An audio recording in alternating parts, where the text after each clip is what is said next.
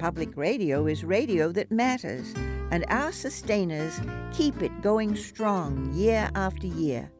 Thank you for your support of WFIU.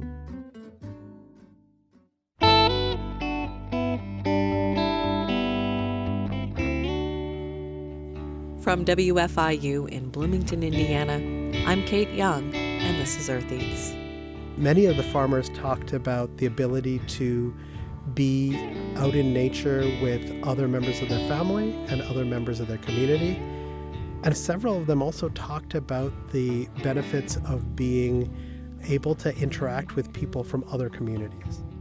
This week on the show, we talk with geographer Pablo Bose about innovative resettlement projects that help refugees connect with familiar foods from home through gardening in community. That's just ahead. Stay with us.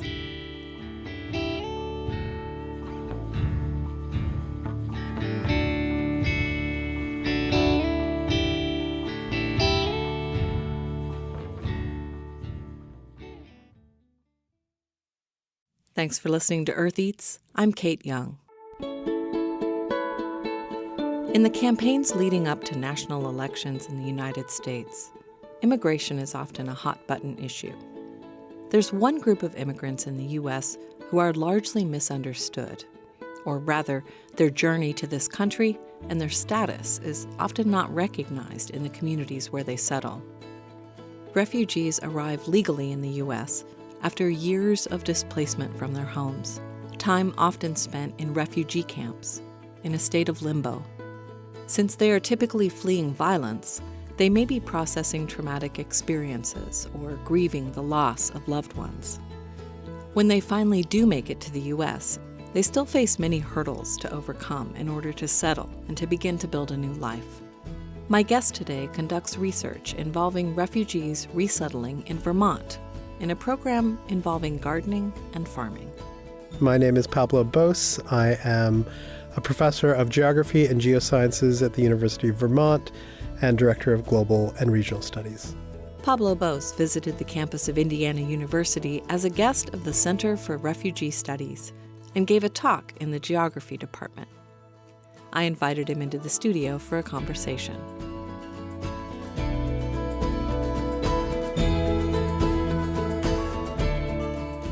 You have been working with a program that involves refugee resettlement and agriculture.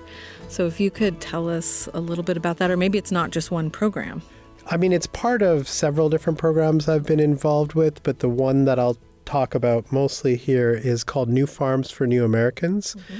It's a program of the Association of Africans Living in Vermont. That's the bigger umbrella nonprofit that it works under. That's a nonprofit that supports refugees after the first year of arrival. I mean, it does work with some people beforehand, but really they run programs on mental health, on youth development, employment, education. They run language classes, a number of different things. This has been one of their most popular and heavily participated in programs, started in 2010. And it's called New Farms for New Americans, and it's meant to introduce newcomers to farming in Vermont. And that's cold weather agriculture, but also what it means to farm in a place like Vermont. How many people are involved how many refugees are involved in that kind of program? On any given year, it's roughly 80 households, 350 farmers in total. The plots are assigned by the households that participate in it. So is it just like one big piece of land and then it's divided into plots? It's actually two different locations divided by a river. Both of these are in a floodplain that has been a food providing area for generations. It's a part of Burlington called the Inner Vale, and so it's divided across these two sides of the river, 4 acres on one side and 6 acres on the other. There's also a couple of other acres that kind of go in and out of rotation depending on what's left fallow, and that is then subdivided into 1/8 of an acre plots. So individual households or farmers can kind of have their own plot and grow what they want. It's not like they're all working together to That's to correct. one farm. Yeah. So they're basically each assigned an individual plot. Now, there are some family groups that will work together to have a larger system of plots. But generally speaking, it's a plot per household. Okay. And then what kind of farming are they doing? Is it kind of a kitchen garden for their own household, or are there other goals with the food that they're growing? Like, are they going to take it to a farmer's market or? Yeah, I mean, the program has evolved over the years. When it started, it was really meant to be an introduction to commercial farming, right? So how would you learn the skills that you needed to be a commercial farmer? That included, there was a sort of a demonstration participation in creating a CSA. There were market stands. There was the potential for selling some crops to local restaurants. So there was a number of different aspects to it. But what we found with the program was when we actually asked the farmers what it was they were interested in, they were primarily interested in growing food that they couldn't access otherwise. So the type of food that wasn't in the grocery store, African eggplants, or there's a Bhutanese crop, I think it's daikon radish that they like, snake gourd. So there's a number of different things that were particular to different communities who were growing there. Some of the African groups were growing African corn, which is dent corn. It's similar to dent corn. And what they wanted from that is they're not eating that corn. They're then taking that corn, roasting it, milling it, and then using the corn flour. So there's different things that are being kind of produced from there. Again, at the outset, there were these other kinds of things, putting together the things for a CSA or to take to market. But again, when I spoke to the farmers, when we interviewed them, they were more interested in growing food they couldn't get than growing food for other people. Okay, so for them, it's not a money-making venture. Definitely not.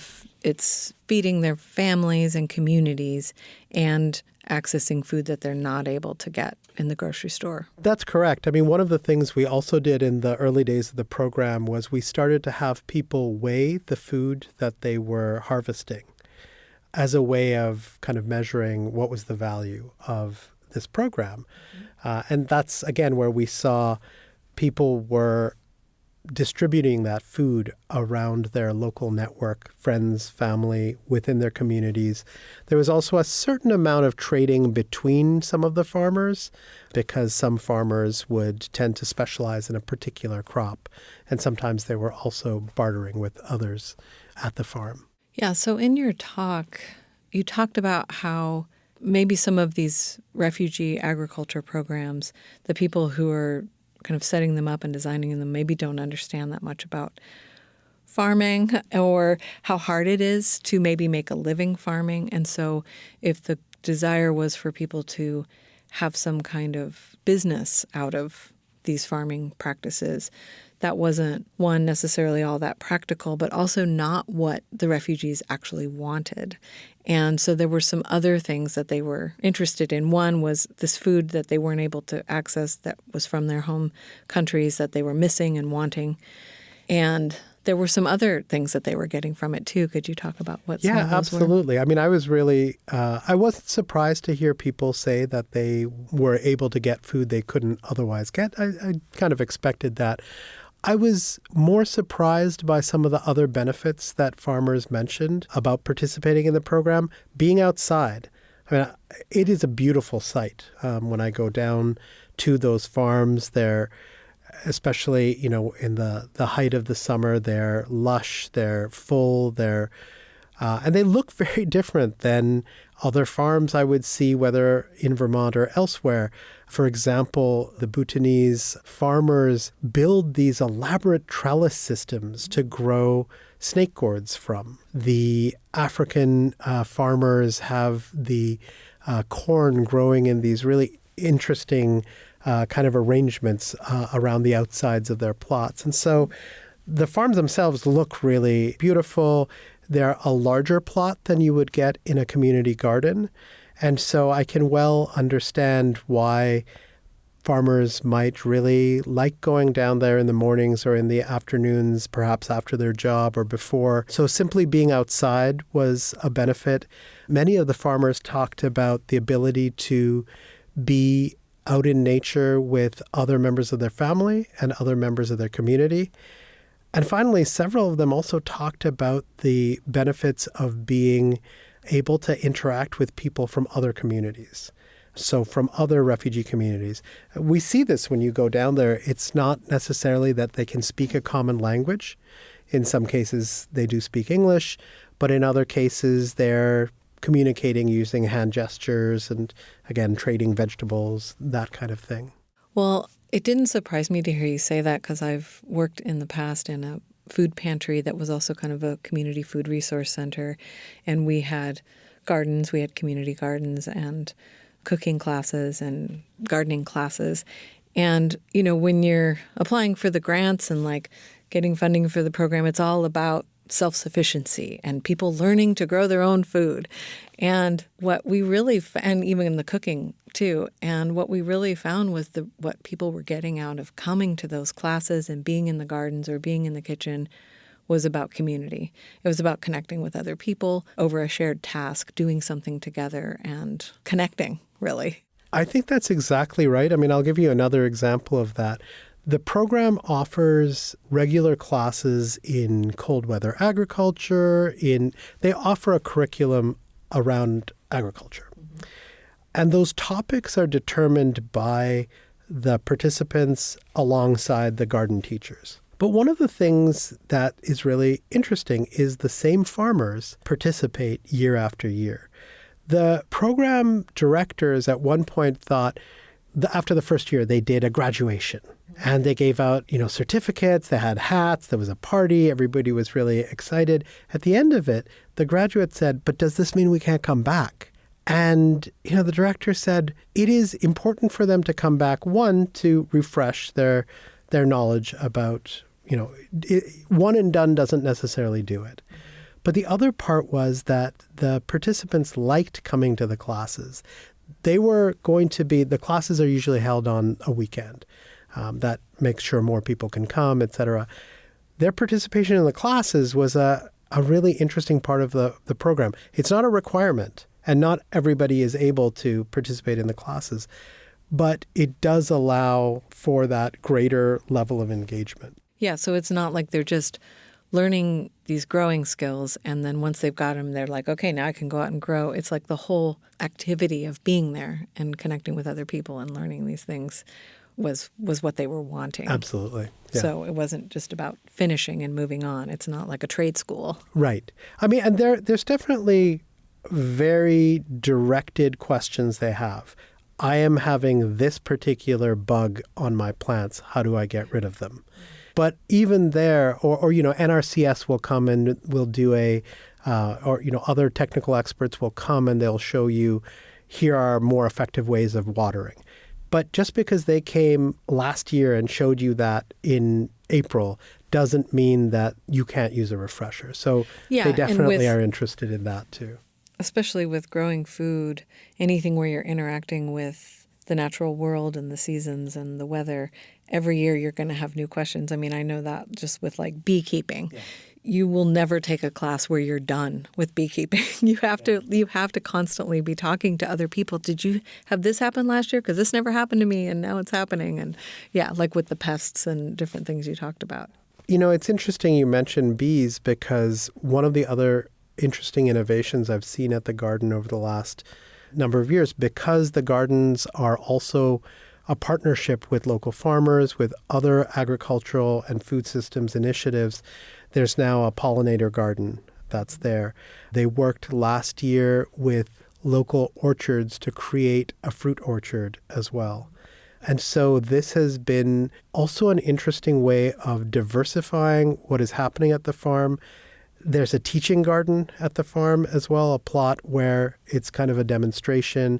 It's an opportunity to sometimes try new seeds. There are participants who have brought seeds from their home country. And you can imagine how challenging that is as a refugee to have been able to bring seeds from Africa, from South Asia, from wherever it is. And so that's been really interesting as well, that there's been experimentation, both initiated by the farmers, but also by the program managers. And when you say a teaching garden, do you mean teaching the refugees, or where the refugees are teaching people who are coming from the community saying? A little bit of both. So because it's the teaching garden area, there's in some cases a planting of a certain crop. There might be a demonstration of a particular technique, but that's also where there's a seed saving kind of sub-project where they try out different types of seeds. How does this grow? How would you try this particular variety? These kinds of things. I'm speaking with Pablo Bose, Professor of Geography and Geosciences and Director of the Global and Regional Studies Program at the University of Vermont. After a short break, we'll learn about how climate change has altered the work of New Farms for New Americans in recent years. Stay with us.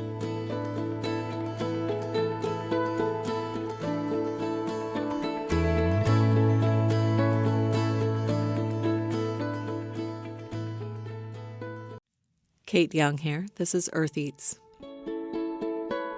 If you're just joining us, my guest today is Pablo Bose, geography professor at the University of Vermont. We've been talking about a refugee agriculture program called New Farms for New Americans. I asked him about recent severe weather events in Vermont and how climate change may affect the future of this community garden project. Here's Pablo. There are many ways in which refugee farmers may feel precarious, and some of them have to do with the program itself, the way it's funded, the way it's supported. But I think that one of the biggest challenges really has had to do with climate change. The refugee program in Vermont was wiped out in 2011 because of flooding caused by Tropical Storm Irene. That was seen as a 1-in-100-year storm, once in 100 years. Except in July 2023, these devastating floods wiped out the farms again. And it left people at that time saying, and certainly not all of the farmers had experienced both floods, but a number had. And no one blamed the program. How can you blame the program? But they still said, what do we do next time? How do we prepare? And I will say that perhaps not everyone took it as seriously. Could this really happen? Would a flood happen? The floods happened again in 2024. So we've now had these once-in-100-year floods happen not just in 10 years, but 3 times in 11 years, in 10 years. And one right after the other. One right after the other. This year, people did take it more seriously. They went and pulled out what they could when they had the forecasts. The floods were not as severe as they were, at least where we were. They were still devastating in other parts of Vermont. And because the program had this experience, they were a little bit better prepared. We didn't have follow-on flooding. We actually had a third flooding event in December in the site. Obviously, there was nothing being grown at that time. But there was a better recovery this time. They were able to get more crops into the ground. They were able to support the farmers again after the flood. Yeah, after the flood, after the cleanup, after getting rid of the silt and, all the rest of it. But it does leave these questions, people's hard work being wiped out. And it feeling really demoralizing. What do you do next? The reality is that the program has been able to support the farmers themselves, not only the program, but private donations flooded in to try and help the farmers. Local stores, food stores and others provided gift cards. There were supports in place last year. This year they were not as extensive. They weren't as needed, I would say. But it raises that question of it's not just the food that you're losing. It's a lot of time. It's a lot of effort, a lot of, it feels demoralizing. So that question of how do you deal with this? How do you adjust to it? In other places that run refugee programs, agriculture programs, they're facing different kinds of issues. In some, it's also flooding. In others, it's a lack of water. It's drought. We experienced a cold frost this year. It was in the spring. Late frost. It was a late damaged frost. The blossoms or the fruit. Right. So that was for the fruit. This program already had its starts in the greenhouses. And so they did not lose a great deal. They did lose some because I don't think the greenhouses at that point were ready for what hit in terms of the frost. Yeah. Yeah, So, they can protect from frost, but maybe not if the temperatures get too low. That was exactly what happened. And it wasn't with all the plants. So again, it wasn't as bad. In the case of Vermont and these programs, the question has been raised, do you go back there again? It's the same question that we ask with others who face flooding, for example. Do you rebuild in a place that gets flooded again and again? Do you rebuild in a place that gets hit with hurricanes or other kinds of vulnerabilities? Wildfires, exactly. In this case, I think that question of, do you go back? Why would you go back? That place is going to get flooded again. Well, there are very reasonable answers to why you would go back to a place that is a floodplain, because it's very fertile soil, right? This is a place that has a long history of growing food. There are also relationships that the program has with its neighbors, with other farmers in the area, who also, to be fair, have asked that question, do I go back there again? Vermont is not like many parts of the Midwest or, other parts of America that is more of a breadbasket. There are many parts of Vermont that are not particularly suitable for agriculture. So it's not like it's that easy to just shift to another location. Shifting higher up means having access to less fertile soil. And so there are other things that the program has been working on to try and become more climate resilient within reason. I mean, there's not much you can do if the river is going to break its banks and be 10 feet higher than it ought to be. But there are some things that you can try and mitigate as best as possible. In this particular case, seeing the way the river has broken each time it's flooded, which has been to cut straight across the fields, the program has sought to move the fields. And so to take it out of the pathways of the river as much as possible. A lot of designing, a lot of negotiating with the landowners, which in this case is the Park District. But there's and lots of support from the state and the city. They're working on doing exactly that next year. So I kind of jumped ahead past this question earlier, but what are some of the challenges that show up in trying to set up an agriculture program for refugees? There are a lot of different challenges. I would say first and foremost is language. If you're going to set up a program like this, you need to be able to communicate with the participants.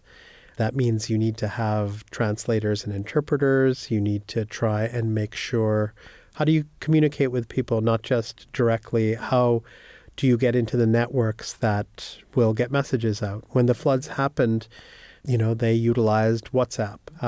They have been working with a local, something called the Vermont Language Justice Project, to create short videos in each language to send out messages.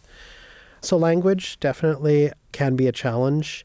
Transportation, if you need to get out to where the farms actually are, if you don't have access to a car, it's very difficult to get out there. There's no bus that is nearby. So that's definitely a big challenge. There's not a huge economic barrier to participation. There's a nominal fee that the farmers pay. Essentially, that goes towards offsetting some of the water costs. The lease itself is paid for by the program. So that was the other thing I was going to ask about, like land access and like how does a program find the land to do this kind of farming? Yeah, it's an ongoing challenge. I would say that is the biggest challenge that the program has had. Is it's been very popular. And so how do you manage those kinds of requests? Who gets access to the farmland? There's certainly some farmers who have been returning for over a decade at this point.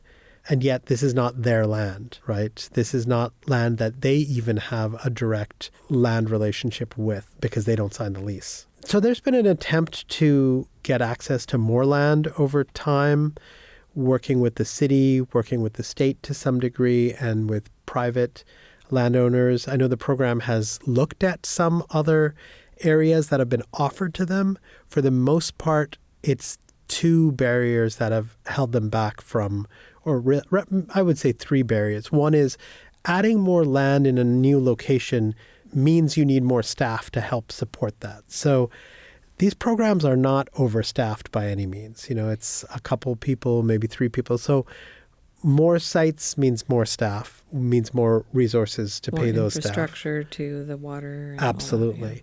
Secondly, most of the other available land is not as good. So again, you have that challenge that it's a couple of the farmers, they took the farmers up, showed them the land, and the farmers were not that interested in it. They said this is either lots of clay, lots of stones, lots of, it's not as...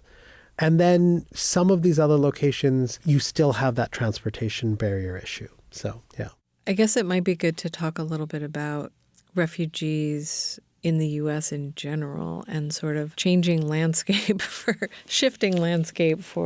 refugees from the Obama years through the Trump years through COVID to now. Yeah. I can just say very briefly that, the refugee resettlement program in the U.S. is a tiny portion of our overall immigration landscape. And I think we tend to conflate refugees with other migrant groups. Yeah. When we talk about refugees in these kinds of programs, they're very limited, right? That refugees, at the biggest scale of refugee resettlement we had, when the Vietnamese came in, maybe you were bringing in a few 100,000 people at a time kind of thing, to the Bosnians, to African, Nepalese, et cetera, these groups who were coming in. Maybe you had 100,000 refugees coming in. Not huge numbers, and we conflate them sometimes with asylum seekers. Yes, or, I think that's true. Right, or other groups. This is not to say that the reasons refugees might be fleeing their countries might not be, they might be very similar to the same reasons that somebody is an asylum seeker forced to flee their country. They are also in fear for their life. The difference is that a refugee is somebody whose legal status in the U.S. is that they're here legally. They have come through a legal means. They were extensively vetted. Even before the Trump administration, it used to take 1,000 days for a refugee from the point in which they applied in a camp to when they arrived in the U.S.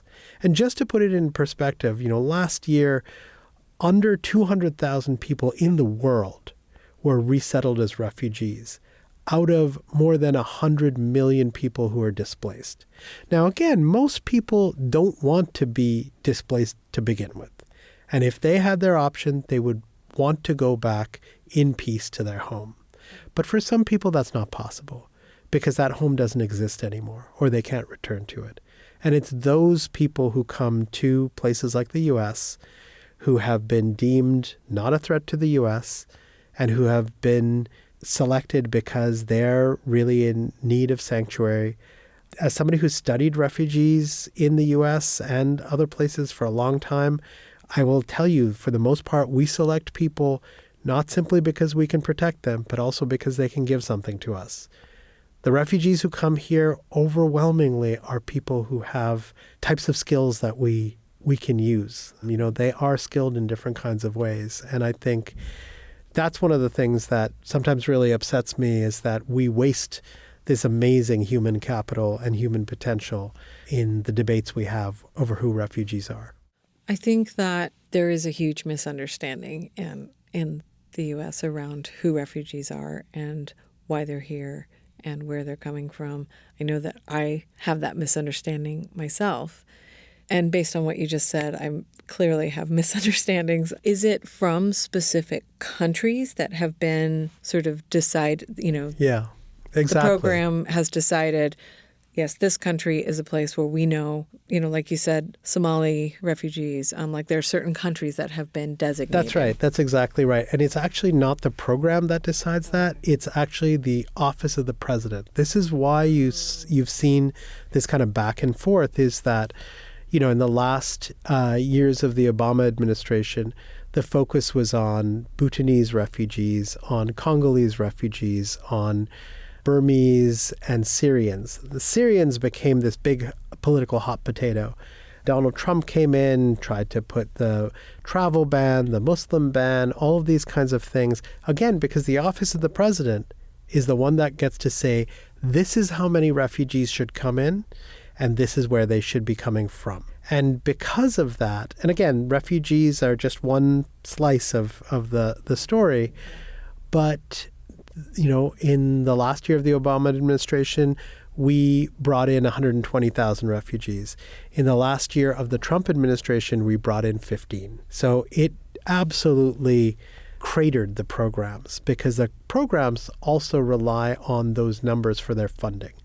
So they get paid on the basis of how many people they serve. Not necessarily how many people are coming into the country, but how many people they serve. So there were a lot of closures of offices, and that made it really challenging. So when you talk about what a loss you think it is that when people are not understanding who these people are and what they might be able to bring to the country, it also seems like a loss to me if refugees are being selected because of particular skills they might have, and then they're being put to work in a meatpacking plant. That's confusing to me. Yeah, and I should be clear that it's not as straightforward as refugees being selected for particular skills. That kind of point system that's been proposed for immigration doesn't happen quite as clearly as that. But yes, you're right. There is a mismatch between refugees, immigrants as well, but refugees in particular, coming in and being put into jobs and industries that underutilize or mismatch with their skill sets, their education, their desires, etc.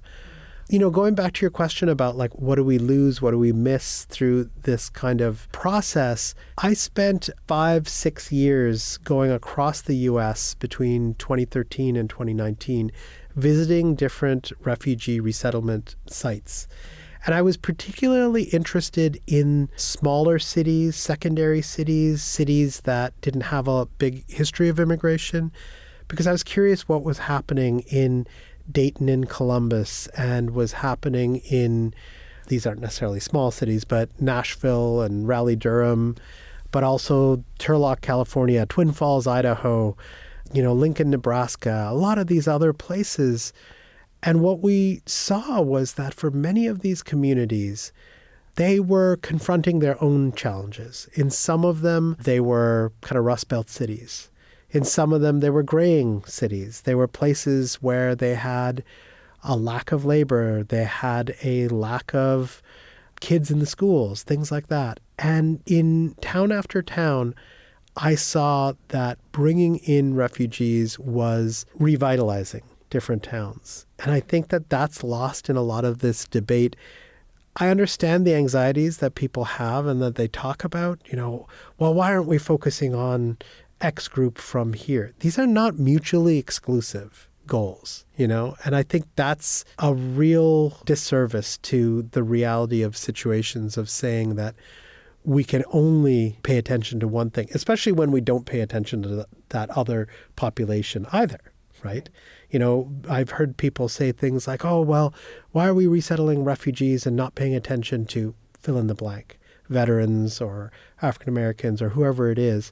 And then you turn around and you say, I would take that more seriously if we actually did put more resources into supporting veterans and other groups. So, yeah, and one of the questions that sort of came to mind for me when you were talking about the refugee resettlement in Vermont is how is the local community accepting of the refugees and, of this agriculture program in particular, but just in general, how is the agriculture program is generally very well thought of as, people can get on board with farming refugees, Vermont. That's not a hard sell. Okay.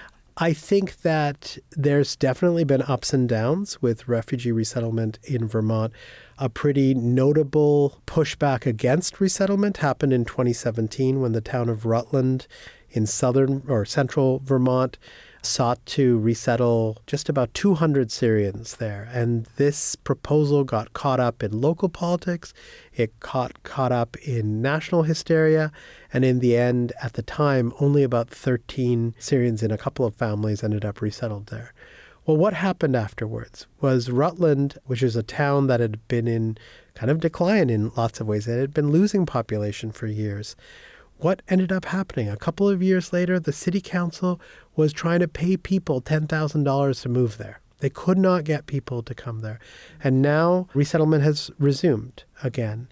I did some polling of a representative sample of Vermont residents over about a 6-year period between 2013 and 2022. I didn't poll during the height of the pandemic. And I found support for refugee resettlement pretty high all across Vermont.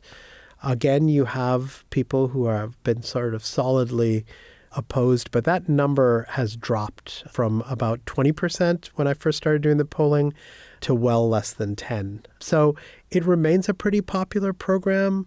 The biggest challenge today is the biggest challenge with refugee programs all across the U.S., which is the same problem that everyone in the U.S. is dealing with, housing. The number one problem, finding affordable housing. That's not a refugee issue, that's a U.S. issue. Well, I was wondering, too, if there were any programs that allow people in the community and the refugees to get to know each other, to, be in community together and, cultural exchanges kind of thing. Yeah, there's definitely, one of my favorites is actually one of the community centers, the main community center that is located in one of the largest refugee neighborhoods in northern Vermont. If you go down to where the senior center is, I always love seeing it. You will find seniors, native-born Vermonters, longtime Vermonters, and newer Vermonters from these different communities. They often can't speak the same language, but they play cards together. Oh, nice. So you see things like that. There's definitely, in the schools, there's definitely an interaction between communities. It's not perfect. There's still all kinds of clashes, misunderstandings that definitely come up. And, this is not an easy process. Demographic change is never easy. And I think that's part of what you are seeing playing out. It's not helped by the politicizing of it any more than just anyway. What about food, like sharing food or, maybe farmers markets as a site where maybe the refugee farmers might be bringing some of their food, or there might be some kind of... Yeah, that is a very interesting part of the migration story more generally. For immigrants, it's long been a pattern that how do you establish a business early on? And food is a long established way of doing that. We don't see a ton of Bosnian restaurants in Vermont. I know there's been like a European deli, this kind of thing. Vietnamese, on the other hand, has been very popular. Some of the most popular restaurants around town are Vietnamese. You've definitely seen some Nepali food, some Afghan food. So there's been the establishment of a few restaurants. Hard to make a go of a restaurant. And so we've definitely seen some come and go. We've had some long-time staples. My favorite place to eat in Burlington is a Vietnamese restaurant that's in the old bus station. And that family has a fantastic model that's, done gangbusters for years. Prepared food to some degree, we see a little bit of that. That's a little bit harder for some of, a lot of the home cooks who are trying to engage in that. Like value added farm products. Some people participate at the farmers markets.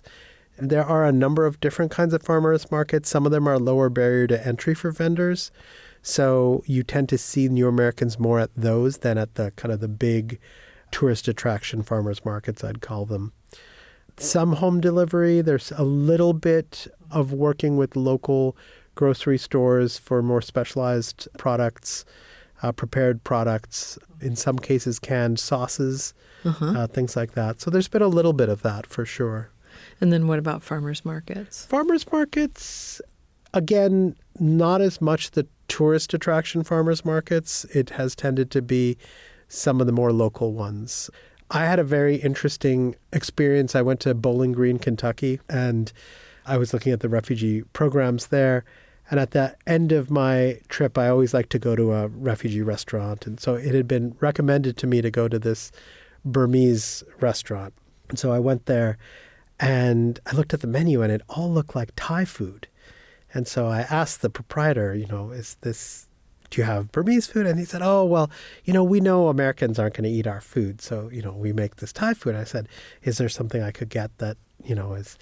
And he said, oh, well, okay, I'll make you something. He said, on Sundays we close and we just make food for our community. And I said, oh, well, make me this. And so he clearly saw this as a challenge. He made me food that I think removed a layer of taste buds. It was delicious, but it was extremely spicy.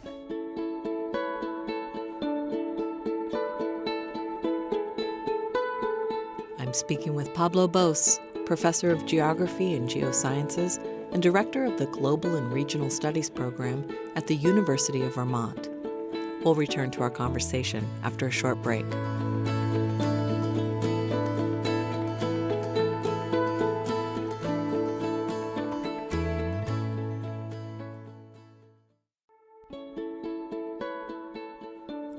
Welcome back. This is Earth Eats, and I'm Kate Young in conversation with Pablo Bose, geography professor at the University of Vermont.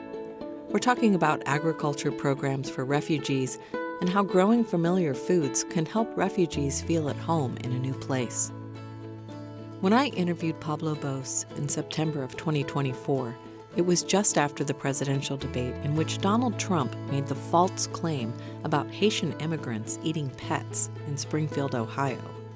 This intentionally divisive misinformation resulted in violent threats towards the Haitian community. Schools had to be closed due to bomb scares, and many people were living in a state of fear. I asked Pablo about this dangerous climate. It's irresponsible. It is cynical, especially because they know it's not true and they don't care. It plays on old racist tropes about Haitians, about Black migrants, about whoever it is that's the other.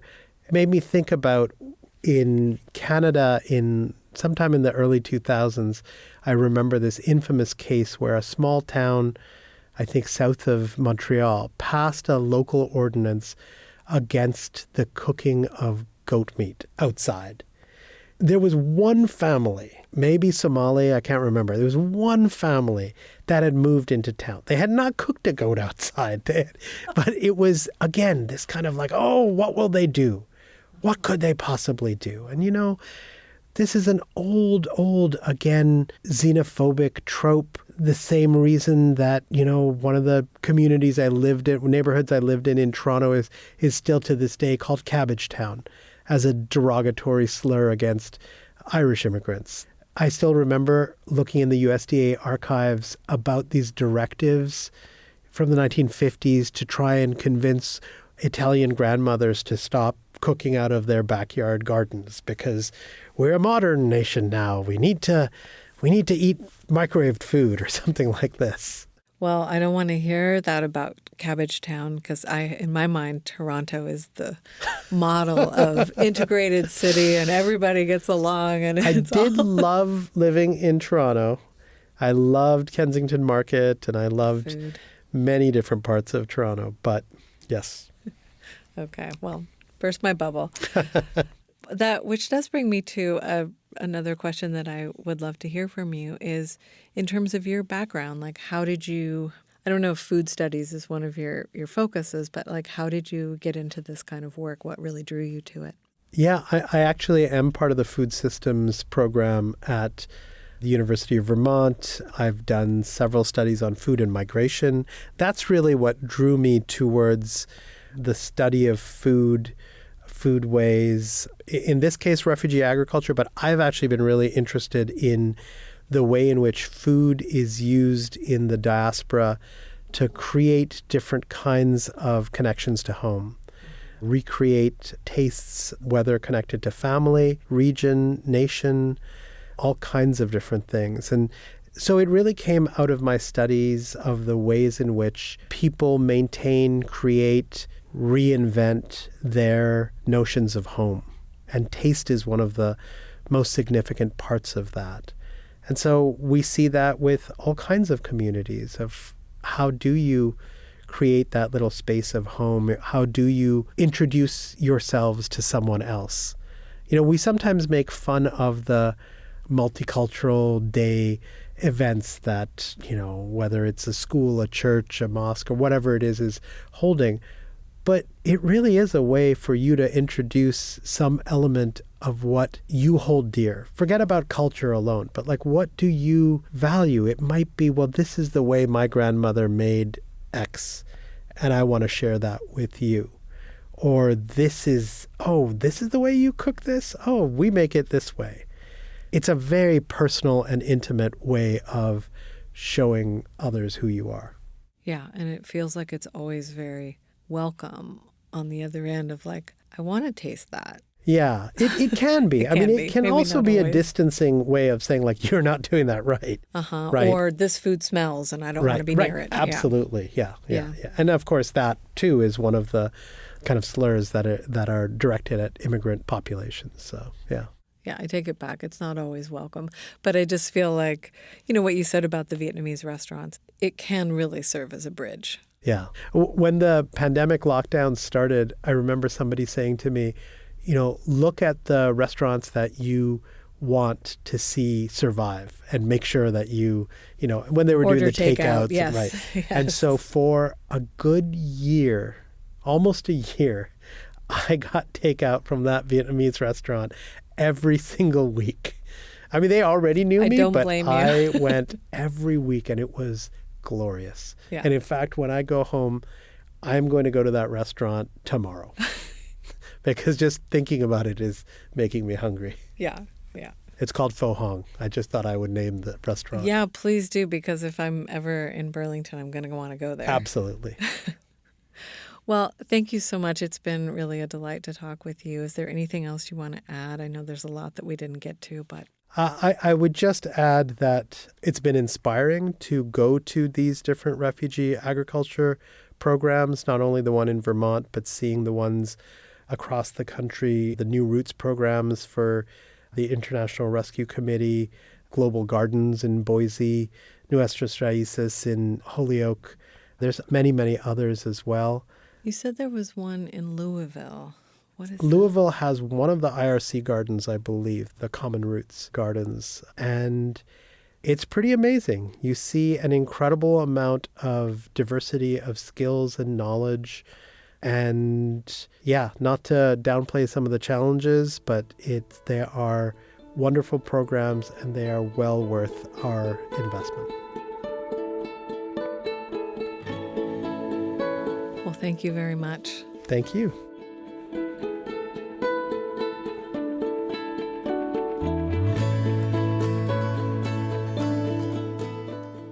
I've been speaking with Pablo Bose. He's a fellow at the Gund Institute for Environment, professor of geography and geosciences, and director of the Global and Regional Studies program at the University of Vermont. You can find links to the refugee agriculture programs he mentioned on our website, eartheats.org. This piece was engineered and produced by Leo Pies.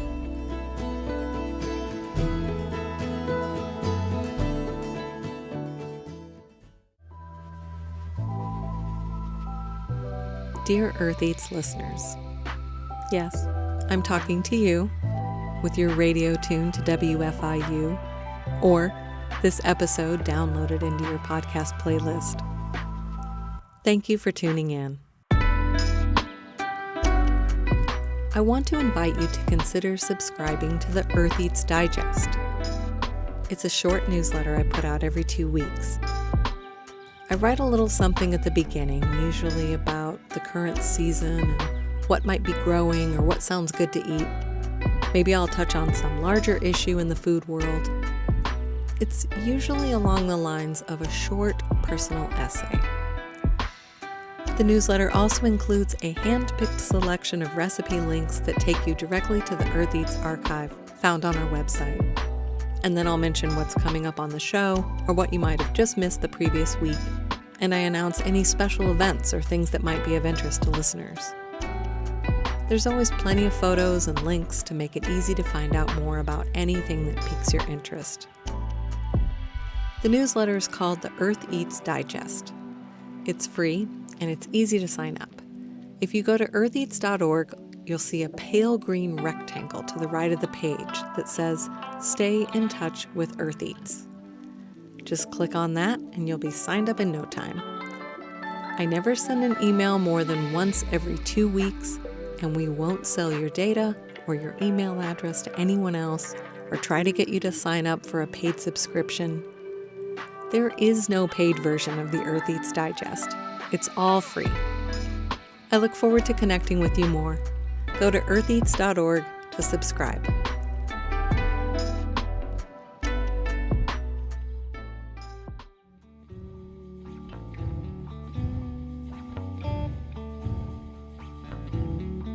That's it for our show this week. Thanks for listening, and we'll see you next time. The Earth Eats team includes Eobon Binder, Alexis Carvajal, Alex Chambers, Toby Foster, Leo Paz, Daniela Richardson, Samantha Schimenauer, Peyton Whaley, and we partner with Harvest Public Media. Special thanks this week to Pablo Bose. Earth Eats is produced and edited by me, Kate Young. Our theme music is composed by Aaron Toby and performed by Aaron and Matt Toby. Additional music on the show comes to us from Universal Production Music. Our executive producer is Eric Bolstridge.